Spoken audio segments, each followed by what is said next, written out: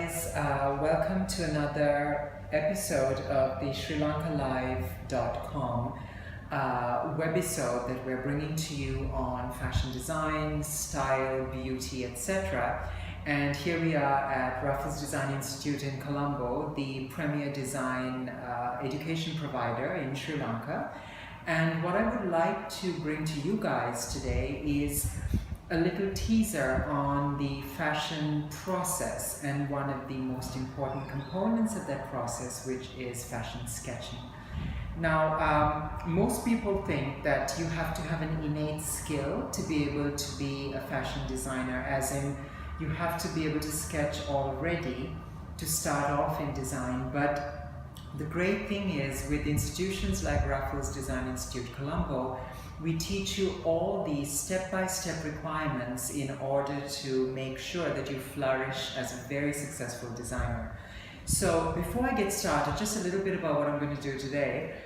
We have the 9-head figure, which is the croquis, also known as the croquis, a French word for the body, and that's 9 heads because usually for fashion design, just like the runway models, we draw very tall and very slim.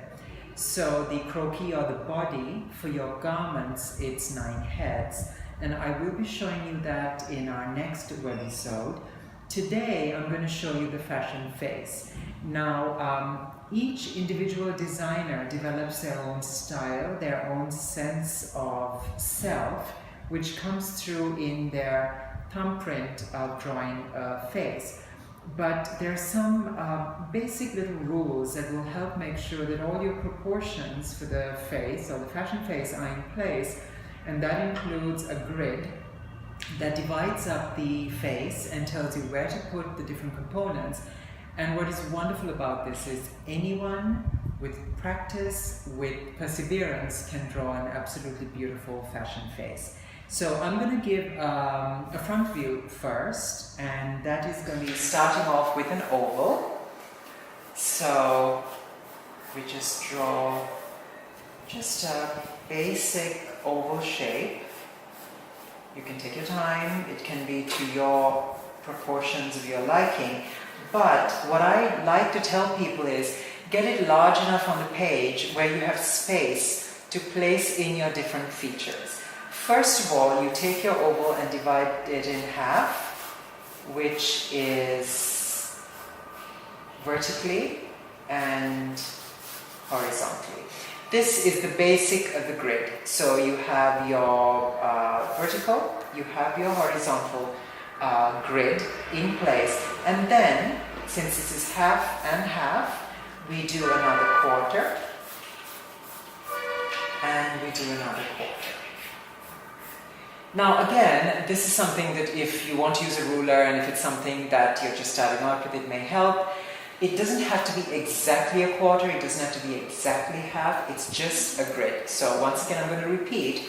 We start off by doing the vertical line, the horizontal line, dissecting the oval into halves, and then we go into quarters horizontally. Now, within this space, I will show you where the different features fit in. So, right below here, just below the bottom quarter, we put in a slight indication for the nostrils. And then below that, we put in a basic shape for the mouth. At the halfway point, we leave the width of an eye and draw in the shape of the eye, and then above that we draw in the eyebrow. Now, I'm sure there are those of you out there that are like, okay, so this is going to take me, a long time to master. The reality is, generally, to get started, you'd be doing quite a few of these as practice, and the more you practice, the easier it becomes. Again, the next step would be with the iris placement. You dissect at the halfway point, vertically, and then just sketch in your irises, just to make sure that everything is in the right place. Once this is in shape, this is your basic fashion face shape and proportion and feature placement. Once this is done, you can start playing around with making it more beautiful as you progress. So you would shape in the temples, you would shape in cheekbones, and you could narrow it down towards the chin and achieve a more pleasing face shape. After you do this and you've got this down pat, you can go into making the features more pleasing, aesthetically pleasing to the eye, which is, I like to draw a slight smile because I think everyone looks better with a slight smile. And get the shape of the lip in. We can shade down. I don't draw a line directly, I just shade down. I'm just putting the grid placement now for the sides of the nose, and place a double eyelid.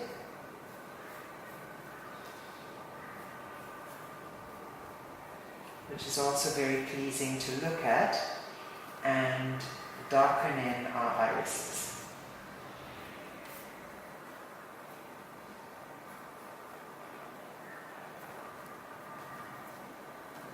Once this is done, we can start playing with makeup, which means shading in the lips, always slightly darker on the outside, which is what everyone does with their own makeup also. Once again, the keyword is slightly. We want subtle, we want pretty.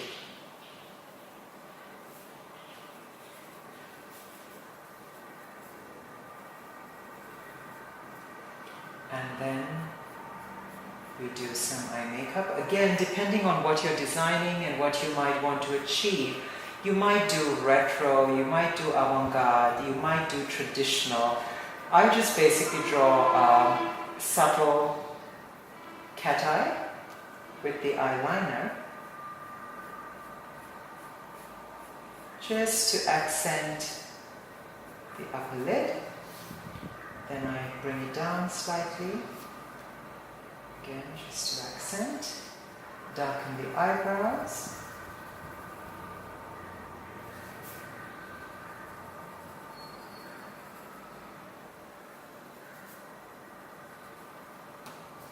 And remember, I put in the grid for the sides of the nose. This is where I go back to slightly shade it. Now, you'll see me in future webisodes also using my finger to do shading, and the reason is I prefer to do that is I have more control over where I want the shadows to go. So it's just very subtle, soft shading, and I could do the same with the eyelid, which would play up the importance of the makeup. So we can go as dark as we want. We can go as subtle as we want as we shade along. Then we might just go over the eyeliner again just to make sure it pops. Darken that up. Same on this side. And I like to give them sweeping lashes. So I just draw in lots of luscious, full, exuberant eyelashes. And this just, I think, makes the eyes pop, which is always a good thing when you're doing a fashion face.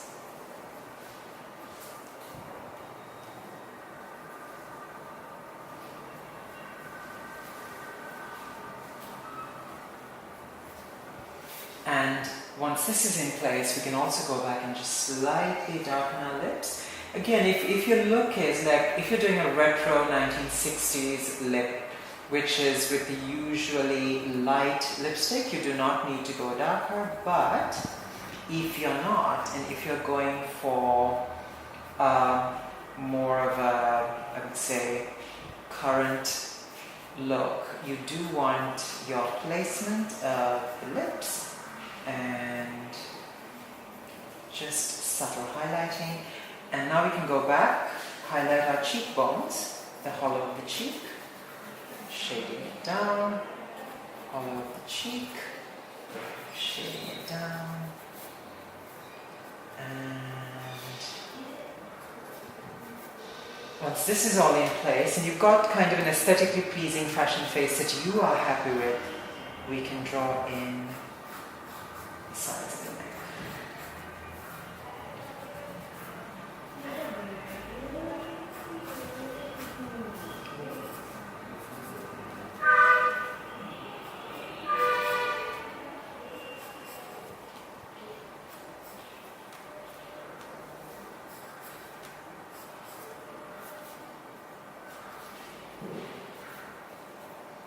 Shade all we want, as much as we want, as little as we want.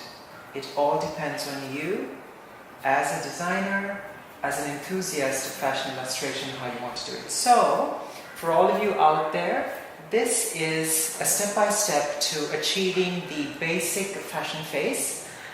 Just to recap the grid, which is very important, we have the vertical division or the vertical cut, which is straight up and down at the halfway point.